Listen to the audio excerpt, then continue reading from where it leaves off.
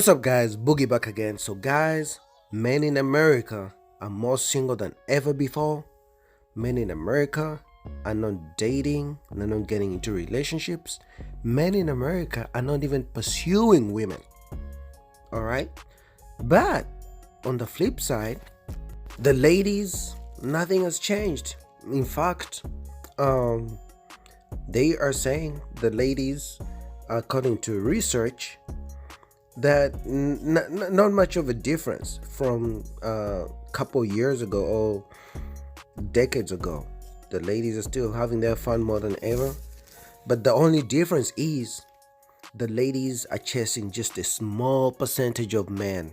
So this causes the crazy difference in percentages, as you guys can see, because most men don't measure up to the ladies.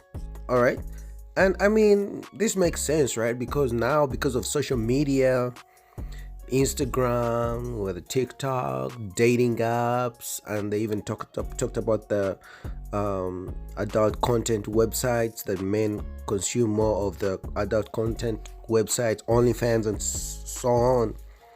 The ladies have so much opportunity because I guess back in the day, let's say you live in a small town, the ladies would be dating the men in that same small town. So whether it's the average plumber, the average guys working average jobs, the drivers, whatever, so they would have a small group of men in their own town to date.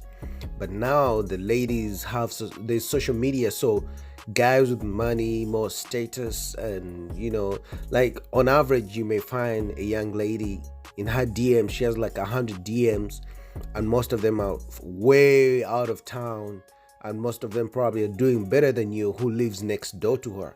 So they're simply saying men are more single than ever before, but most importantly, the ladies have more options than ever before in history, and they're more choosy. That means they're very, very, very selective. Even I watched the full episode, the full video, and they said women swipe left on majority of the men. That was a crazy statistic. As always, Professor Galloway was prescient. Back with me now is Scott Galloway. He's a professor of marketing at NYU Stern School of Business. He's a serial entrepreneur. He's the host of the Professor G podcast and author of multiple best-selling books, most recently, Adrift, America in 100 Charts. Scott, thanks for returning. Hasn't the advantage always been to those with the looks and or the money? What's changed?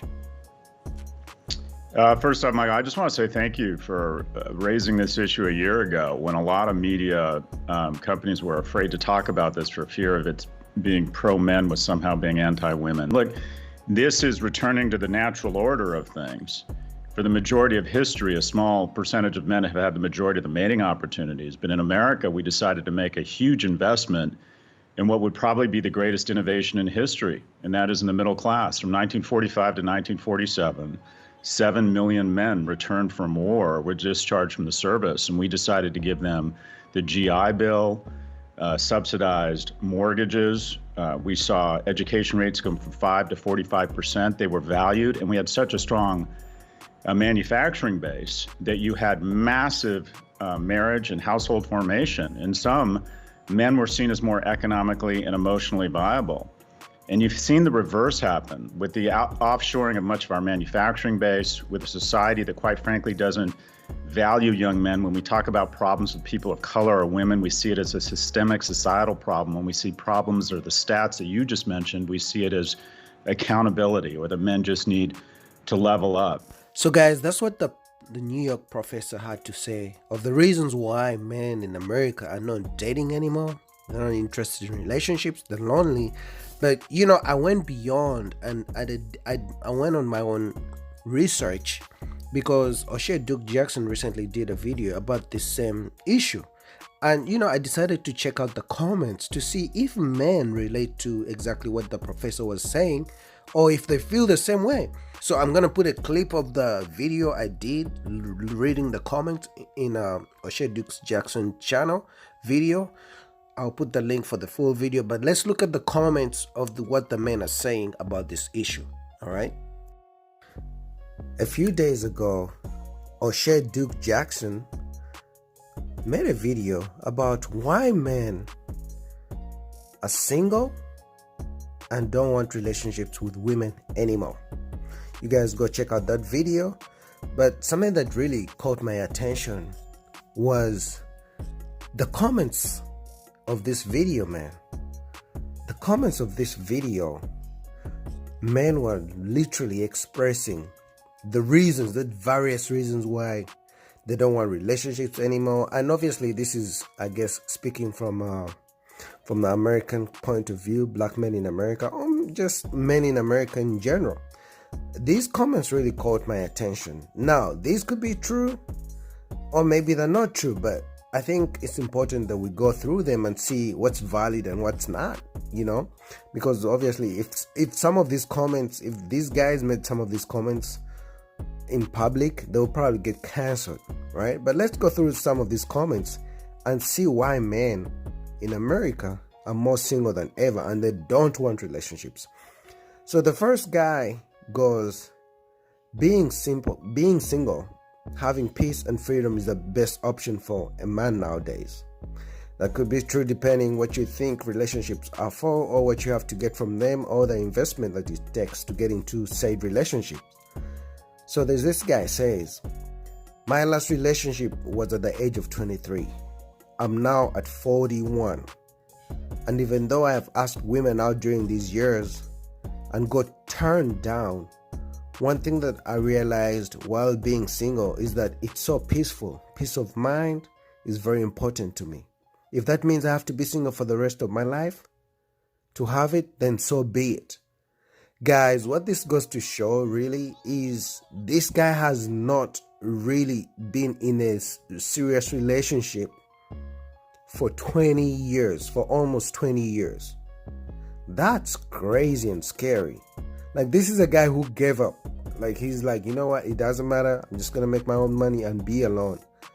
So now imagine this happens over and over for the next 20 years. And we all know societies and communities are built off of relationships, and most importantly, family. If men and women are not getting together, creating families, building strong communities, guess what's gonna happen? Your guess is as good as mine. Let's go on to the next guy. He says, I'm 46 years old, living happily single. What I've learned about female nature is enough to understand that the juice is never worth the squeeze. I don't want to spend the rest of my life sleeping with one eye open, looking if she's dating someone else. I guess he means if she's cheating, right? Acting like a strong guy 24/7 so she doesn't get turned off. Grinding just to see her take half of what I got because she isn't happy. Guys, so the narrative is obviously because of no-fault divorce, apparently women are more likely to take half a guy's assets in case of a divorce, alimony and child support and spousal support and all those things. So I guess that's what this guy's trying to talk about here, right?